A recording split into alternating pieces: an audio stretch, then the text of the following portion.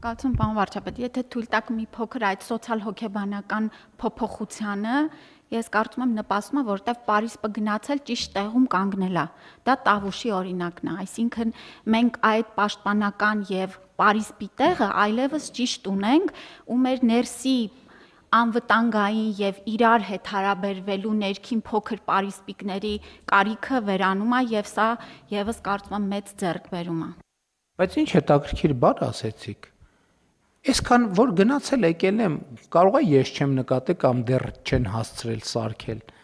Բանի գիրանցի այդ նոր կառուցվող տների շուրջ ինչ որ Պարիսպ չեմ հիշում որ կա կամ բարձր Պարիսպ կամ առնվազն հիմա նոր մտածեցի, հա։ Պարոն Խաչատրյան տնտեսագիտական, բայց էդ է պարոն Խաչատրյան, ասում է փողը չի երիքում Պարիսպի համար, բայց դա նորմալ է, բայց դա լավ է, այսինքն դա ռացիոնալ է, համենայն դեպս եթե առաջնահերթությունը Պարիսպը լիներ, առաջինը Պարիսպը կսարքեին, մնացածը եւ դա հենց կառավարության բովանդակային դերն է։ Իմաստ չունի դե Պարիսպ սարքելը, որովհետեւ ճիշտ ասեց Տիկին Ավանեսյանը, պետությունը Պարիսպը դրել է արդեն, համեց։ Շնորհակալ եմ պարոն վարչապետ։ Ես այս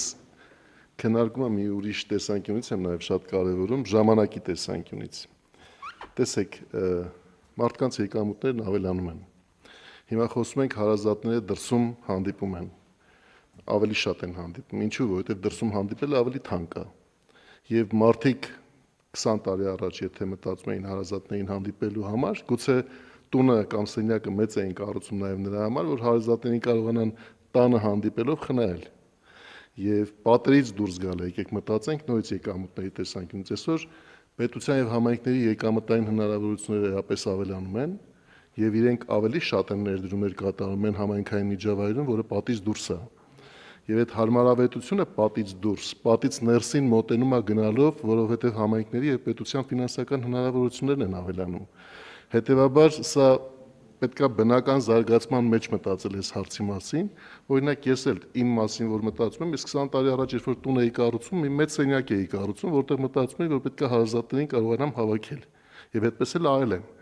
որովհետև 20 տարի առաջ դա էր մտածողությունը պահանջում, հիմա եթե այդ նույն բանն անեի, կարող այլ կերպ անել, եւ հիմա երիտասարդները բնականաբար չեն էլ հասկանա դա։ Եվ ես կարծում եմ, որ ժամանակի մեջ ամեն ինչ ճիշտ է, մենք ճիշտ ժամանակին ենք խոսում այս հարցի մասին, քանի որ եւ պետության, եւ համայնքների, եւ մարդկանց եկամուտները աստիճանաբար ավելանում են, արդեն պետք է մտածողությունը ուղղել իրենց, որ իրենք կարողանան նաեւ նոր միջավայրում մտածել այդ հարցերի մասին։